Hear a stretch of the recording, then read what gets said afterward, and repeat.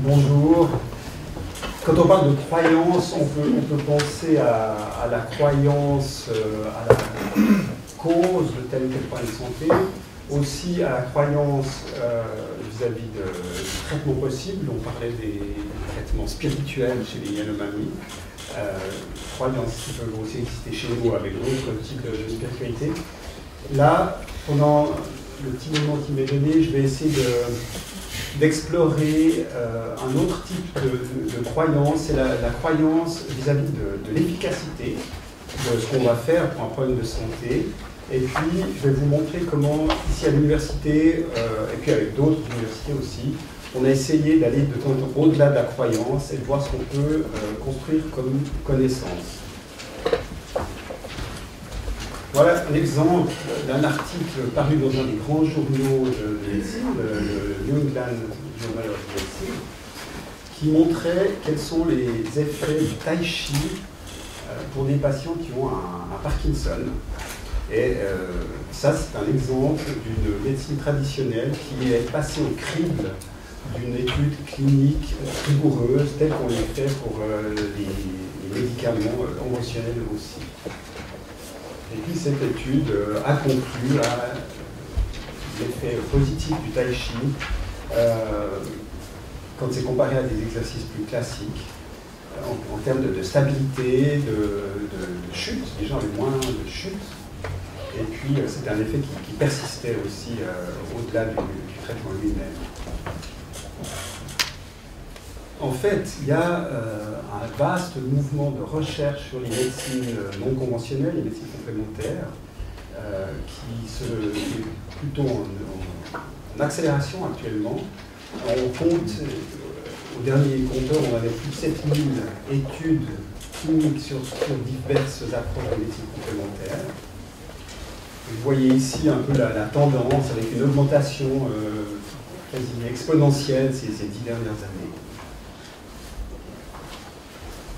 Ces recherches ont permis de développer aussi un enseignement au niveau universitaire sur les méthodes conventionnelles, au point que dans un des plus grands journaux d'éducation médicale, Academic Medicine, on avait un numéro spécial sur l'enseignement dispensé dans des universités américaines sur les médecines complémentaires.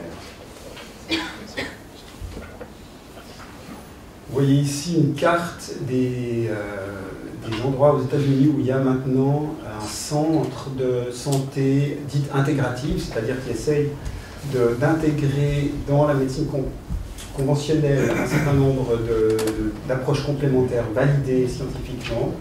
Et vous voyez là-dedans qu'il y a la plupart des grandes universités américaines comme Harvard, Johns Hopkins, Yale, etc. Donc c'est un mouvement historique, une espèce de vague de fond qui commence à toucher la Suisse, puisqu'on a ici une unité maintenant et une commission de la faculté de biologie et médecine du CHU qui s'occupe de cette question des médecines complémentaires, avec comme objectif de donner une information d'abord aux étudiants en médecine et aussi d'autres professions de la santé, donc sous forme d'un enseignement, il y a une part d'enseignement obligatoire, pour les professionnels de la santé aussi, la formation continue, et pour le public. On est aussi en train de commencer un certain nombre d'études, donc la recherche sur les médecines complémentaires, et puis on va devoir donner des avis sur des approches qui seraient susceptibles d'être utilisées au CHU ou dans d'autres centres de recherche. Alors, juste, c'est quand même quelque chose qui est relativement embryonnaire, puisque pour le moment, on a 0,65 postes en tout.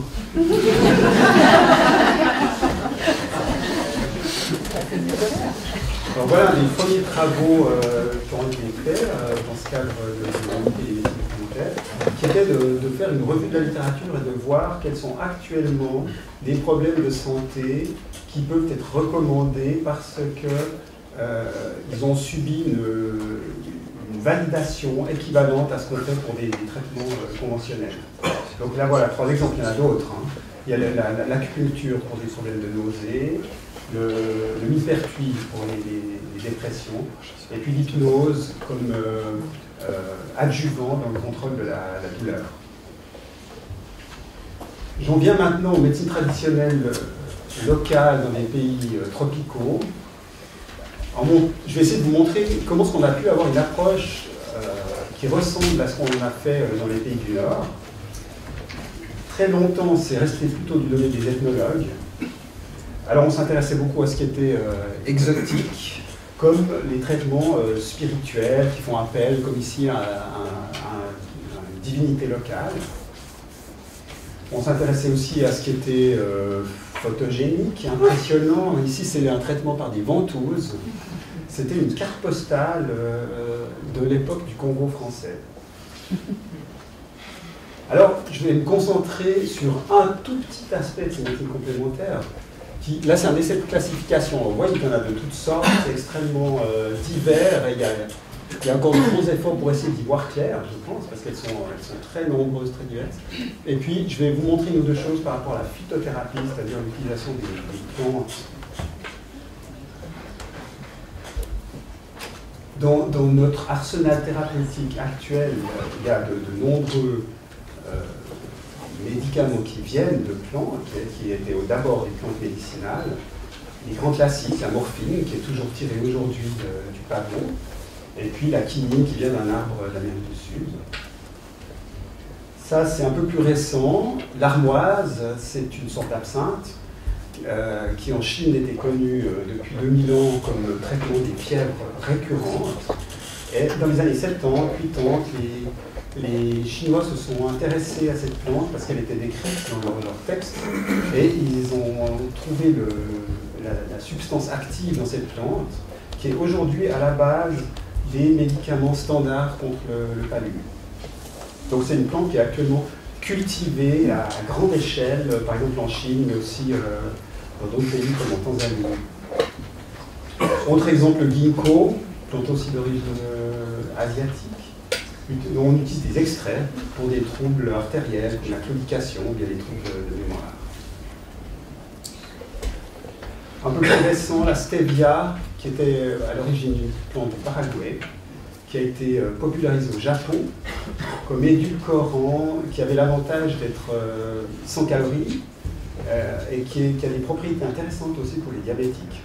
Et aujourd'hui, on commence à trouver des dérivés de la stevia dans pas mal d'aliments chez nous.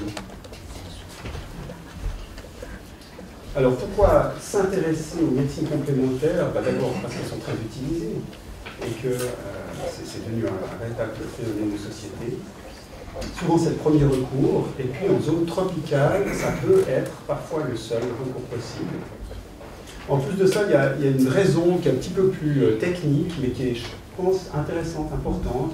C'est que dans des situations où on commence à avoir de la résistance à certains antibiotiques ou certains antiparasitaires, il se pourrait que de recommander des plantes médicinales validées, donc qui font un traitement correct pour une maladie infectieuse ou parasitaire, en général bénigne, ça puisse retarder l'apparition de résistance aux antibiotiques.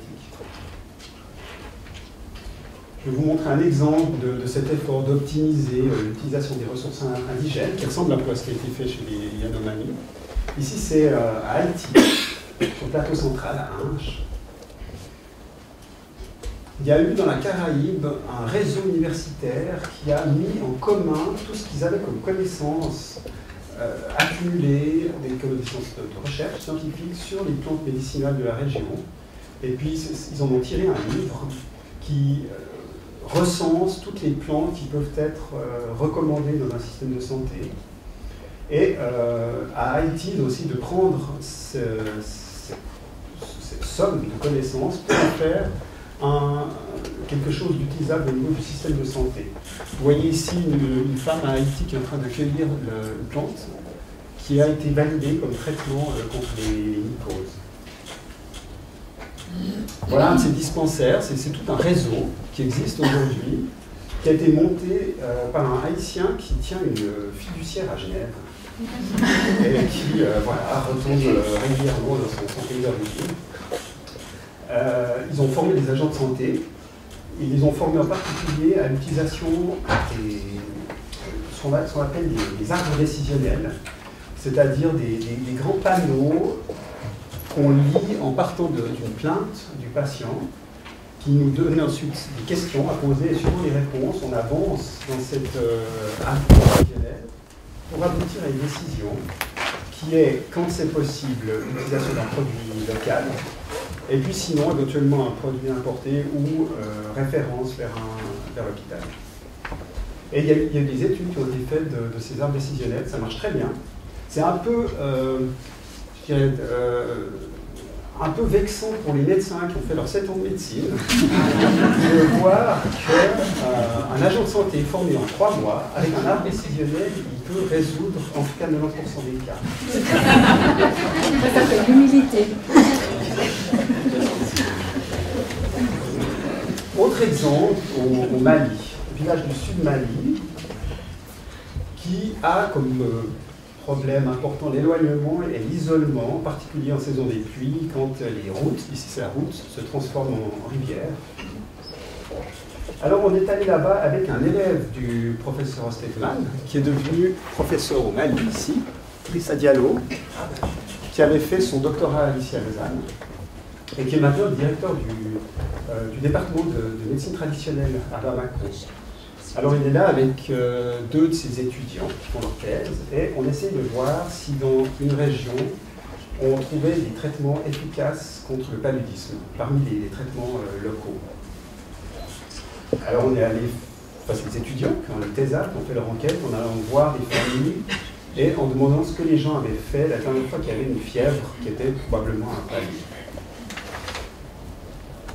C'est le cas de 952 enfants qui ont été recensés comme ça, et ils avaient utilisé pour ces enfants 160 recettes différentes à partir de 66 plantes. Donc ça vous donne une idée du morcellement extraordinaire des pratiques et du savoir dans ces régions. Il y a beaucoup de plantes franchement dangereuses, d'après ce qu'on sait par la littérature sur la toxicité des plantes. Mais il y en avait qu'une seule qui était systématiquement suivie de guérison. On s'est intéressé à cette plante de plus près, on a envoyé des extraits à Bâle où ils ont des cultures du parasite du paludisme. Il s'est trouvé que cette plante était efficace en laboratoire. Et puis on a ensuite construit un laboratoire sur place dans le village où cette recette a été utilisée. Et puis on a testé les effets de cette plante auprès des patients qui la prenaient, avec différents groupes qui avaient des doses différentes, ce qui a permis de voir qu'il y avait ce qu'on appelle un effet dose-réponse, c'est-à-dire que quand les gens en prenaient plus, ils guérissaient plus vite. Ici, ça c'est les charges de parasites dans le sang, qui étaient mesurées sur place dans le petit laboratoire dans le village. On a aussi regardé l'évolution clinique, ces gens-là, et on s'est aperçu que les gens qui prenaient la préparation à base de cette plante, d'argémol, étaient environ 9 fois sur 10 guéris et n'avaient pas besoin d'un traitement de deuxième recours, ce qui n'était pas très loin des résultats qu'on avait avec le traitement importé. Ensuite, un suivi pendant 3 mois pour voir si l'évolution vers des formes graves restait rare dans les 2 cas, ce qui était le cas aussi. Donc après ça, le Mali a donné une autorisation de fabrication et de distribution de ce qu'ils appellent un médicament traditionnel amélioré, c'est-à-dire que c'est cette préparation d'argémol sous forme de fibre sèche qui est distribuée dans le pays avec une étiquette qui indique clairement les indications, à quoi il faut faire attention, comment ça va être préparé, etc. En conclusion, je dirais que les médecines complémentaires, au nord comme au sud, il est possible d'aller au-delà des croyances concernant leur efficacité, leur sécurité, et qu'on peut trouver, ça c'est un proverbe haïtien, ils disent « trésor sous nos pieds ». La prononciation du créole. Et puis que les recherches peuvent aider à identifier les meilleurs traitements dans une région où il y a un très grand nombre de traitements pour le même problème de santé. Tout ça, évidemment, étant une vision un petit peu simpliste et opératoire du système de santé, mais ce qui m'a beaucoup surpris en travaillant avec des guérisseurs au Mali ou ailleurs, c'est qu'on arrivait à trouver un langage commun avec ce genre d'approche. Si on vient en disant, voilà, finalement, vous avez beaucoup de recettes, laquelle soigne le mieux, c'est une question qui traverse les cultures. Et je pense qu'on pourrait l'utiliser même avec des méthodes qui ne seraient pas aussi physiques que les plantes médicinales. Parce que le traitement lui-même est une sorte de boîte noire. Vous, je sais pas, vous, monsieur le chaman, vous faites votre travail habituellement, il y a peut-être des plantes, il y a peut-être d'autres pratiques, il y a des incantations, je ne sais quoi. Tout le monde va regarder les résultats. Et comme ça, on a un langage commun qui permet de se parler. Alors, en fin de compte, on graphie un pluralisme rationnel est possible dans un système de santé, et on a des ponts de compréhension qui sont créés, par exemple, avec une approche qui est celle de la recherche. Et finalement, ça permet à des praticiens de diverses médecines de travailler ensemble, éventuellement de se référer des patients, donc s'envoyer les patients difficiles pour eux, voir si un praticien d'une autre médecine a une solution à proposer. Et je pense qu'en fin de compte, les patients devraient bénéficier de ce genre d'approche.